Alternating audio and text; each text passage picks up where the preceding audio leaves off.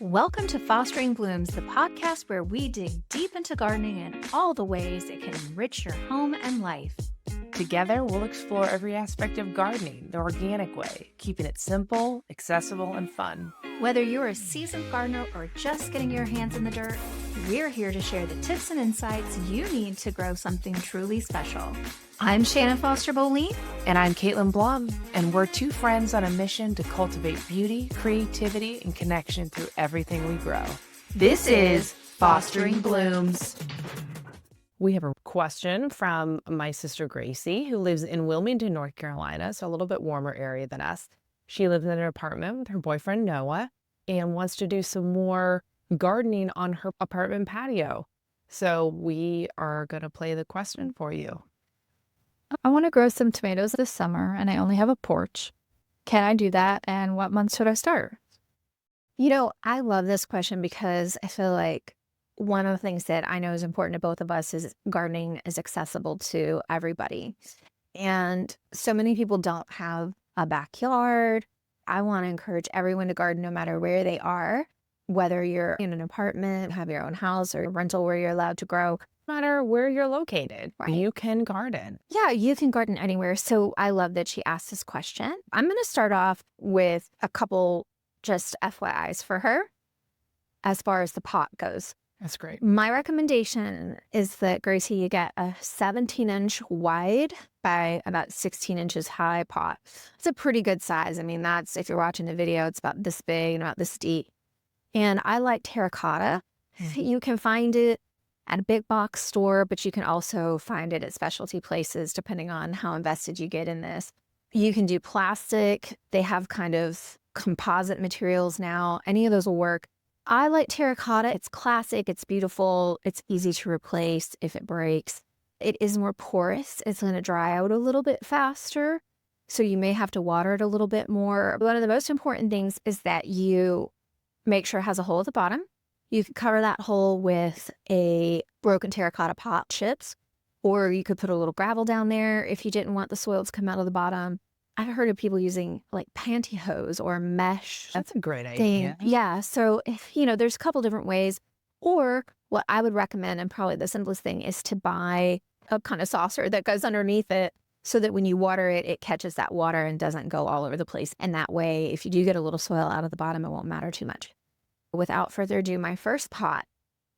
I could not live without herbs. And on this one, you probably could scale down the size a little bit, like if you wanted to have some different sizes, This one could be maybe a 12 or 14-inch pot. But the first thing I plant anywhere I live is herbs. I'm going with a mixture of thyme, and I like a lemon thyme if you can find that. It's really nice. And parsley, some mint, which, by the way, you never want to plant in the ground anyway, so this is the perfect one for a pot garden. Chives. Love me some chives. They're very hardy. And tarragon. Yes. And I will tell you that the thyme, tarragon, and the chives can handle a little bit more dryness. The parsley and the mint will be better a little bit wet. All of these are really hardy.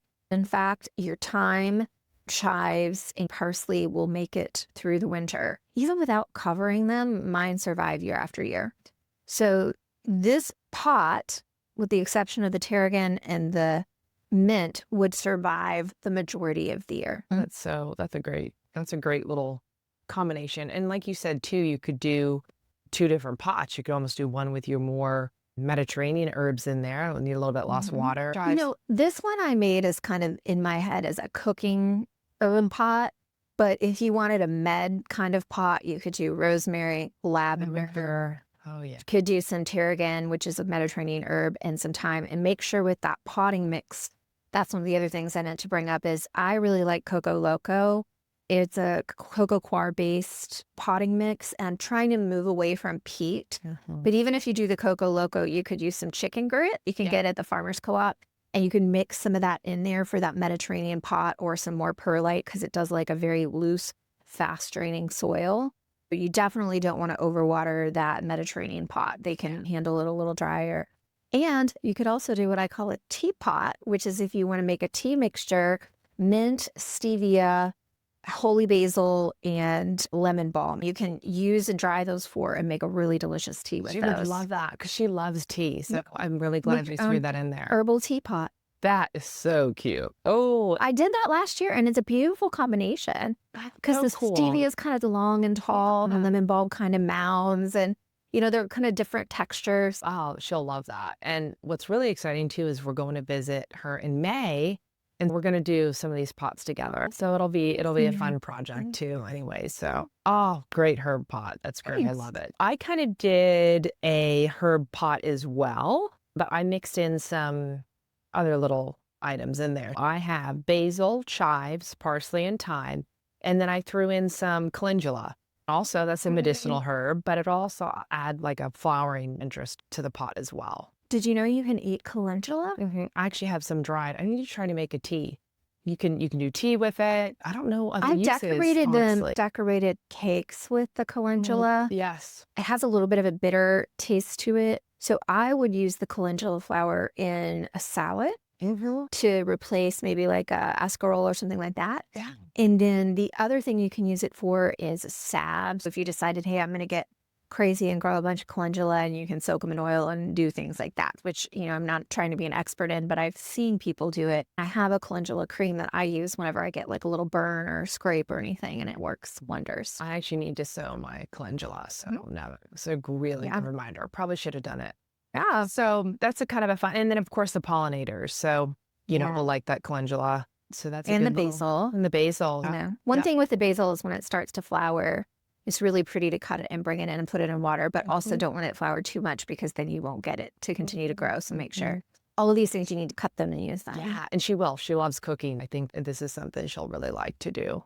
Good. Well, my next one is kind of spring inspired. You definitely want a 17-inch for this one. One thing Sarah Raven talks about is her combination for pots is thrillers, spillers, and fillers. So the thrillers are your upright plants. The fillers are kind of the little moundies, and the spillers are the ones, obviously, that drape. So I've got a kale, which, by the way, if you don't like kale, Gracie, you could substitute that with chard. She loves kale. Okay, great. So that lactinato kale would be a nice thriller kind of shape. And then the lettuce I recommend would be Margot of Four Seasons. You would have to grow this from seed, which you could seed directly into your pot, by the way. That's great. But if you don't want to do that, I would get not a romaine type lettuce, but maybe more like a butter type lettuce. Yeah. But the Marvelous Four Seasons, the reason I like it is because it really can handle almost all four seasons. It's a little harder in summer, but it really does well in late winter and spring. It doesn't bolt. It doesn't bolt as quickly, and it's got kind of a reddish color. Ooh. So it brings a little color to the mix. And then chervil, which is also something. I can give you some seeds to take her, but it's something you would grow from seed. I like it better than the flavor of parsley, and it's very ferny and delicate. Again, it grows best from being direct seeded. Like, it's better direct seeded than to try to start it inside. And then a couple radishes just to kind of like pop up. Yeah. Now, if you wanted to not do the kale and you wanted to put a little trellis in your pot, you could do like a little bamboo trellis. You could do a snap pea in there. That's so You would have to cut it a lot because you don't want it to get too terribly tall, but you could put a couple little snap peas in. I'm growing Nairobi this year, which I'm excited about, but you could do any snap pea that you want, and that would be kind of fun substitute to get the height. How cool would that be? You walk out on her patio, see little snap peas. Oh, and they can. You can do anything you do in the ground. You can do in a pot. You just have to have a pot big enough so you get good root growth and everything. And the Coco Loco potting soil will work. It'll be a really good potting mix for this. Absolutely. And you do want a good big size pot. If you started this even as early as beginning of March, we're past that, but you could do that next year. Then as some of these things begin to fade, if you wanted to, you could transition the same pot into a summer pot. And I think you have a summer pot recommendation. Yes, I do. So she wants some veggies. In this next pot I have, that's kind of what we're going for, is some veggies in a pot. The first thing I have in here is tomatoes. I have a variety called Tiny Tim, and it's like a little tiny dwarf tomato. Oh my gosh. A little dwarf cherry tomato. Yeah. Little cherry tomatoes I think would be perfect and do really well in pots. I'm going to help her. We're going to buy her some big pots so she can really start this off with a bang. Also in this pot, I'm going to have a jalapeno pepper in there. It's called jalapeno M, and it's a little compact kind of jalapeno variety. She loves jalapenos, so I think that'll be useful for her. And then also I have nasturtiums in here and marigolds as well. So she's Aw. kind of getting that from the nasturtiums. She's getting that spiller, and Yeah. then the flowers, will be a nice interest in there, kind of Perfect. medium height and for the pollinators. And then her jalapeno will grow a little taller, and then her tomato will be the tallest. Yeah. It'll be a thriller in the It pot. will be the thriller. And she'll need some support for that. I'm so jealous of everybody in England who has like birch and willow at their doorstep and chestnut or whatever they're coppicing all the time to make these little trellises. When I'm driving around, I'm looking for low-lying water areas, little creeks. Is there any willow out there?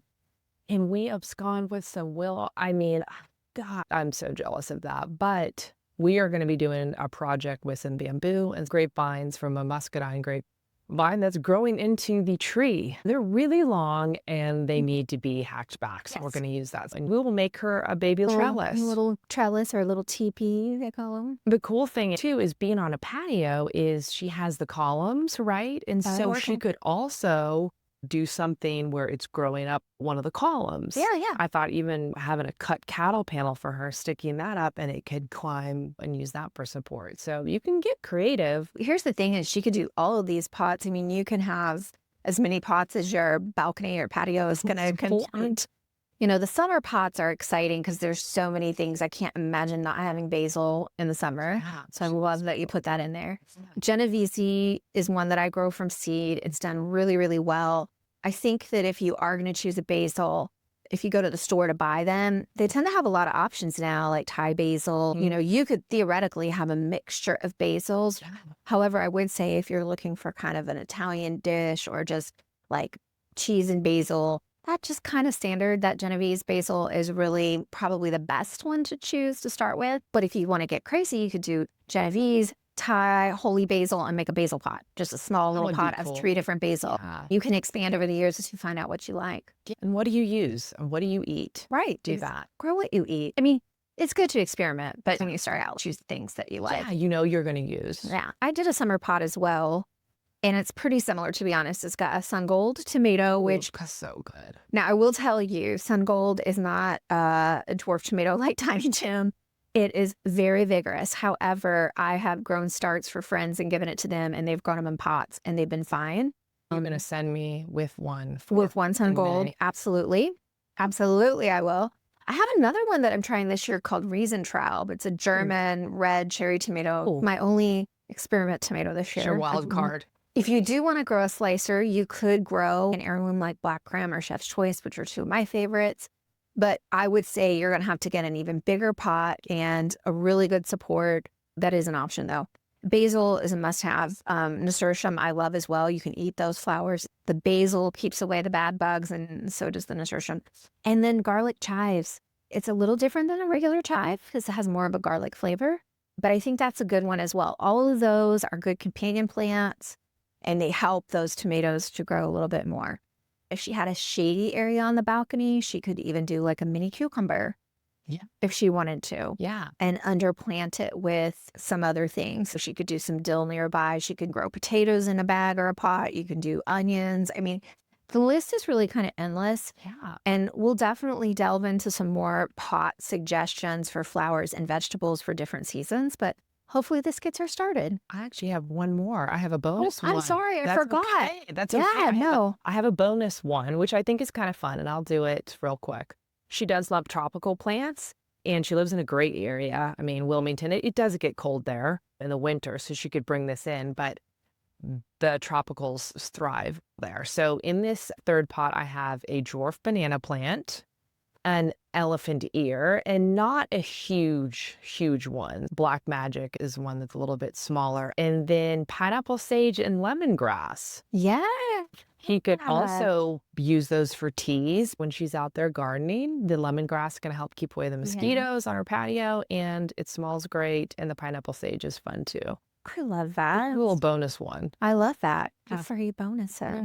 So All right. Well, Gracie, I hope you have a lot of fun. And my last tip would be, you need to water when you stick your finger in the pot and you go up to your first knuckle and it's dry. that's right. So that's the big tip there. Forget to water. That's right. Okay. She won't. All right. Well, let's go get dirty. Let's go grow, baby. Love what you hear? Follow along and leave us a review to keep us inspired. If you've enjoyed listening, you can also watch us on our YouTube channel at Fostering Blooms. Let's go grow, baby.